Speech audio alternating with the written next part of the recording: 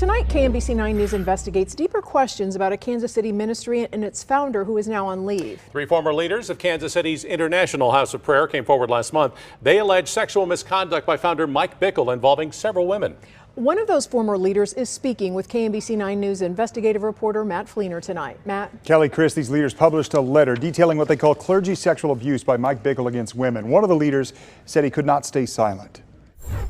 The reason why I'm doing this is an incredible woman actually came forward to my wife and I at the beginning of August and told us a story. And I can't unhear that story. Dwayne Roberts is one of the founding leaders at the International House of Prayer in South Kansas City. He's also a former member of its executive leadership team. This has to be talked about and uncovered so that the wrongs can be made right.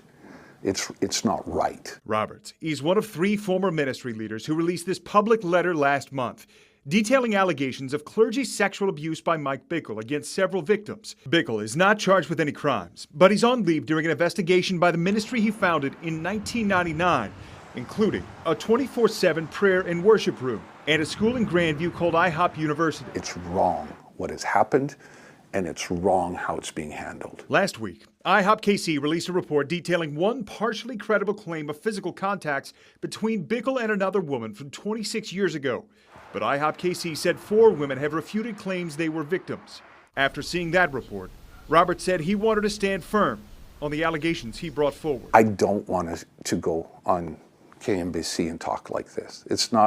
I don't find pleasure in this, and I'm making enemies by coming here today. People are not excited. They won't be happy by me talking here today. But I also believe that truth needs to be told.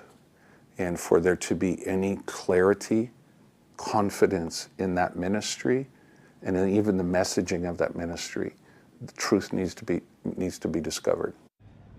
Now, IHOP KC released a statement today saying the so-called complaint group disregarded due process with its allegations. IHOP KC said it is using due process to verify allegations using law firms, saying it cannot move forward with an investigation until it does so. But it has still not named those law firms, Kelly. We continue to receive tips about this ongoing KMBC investigation. Email us at investigates@kmbc.com if you have a story to share.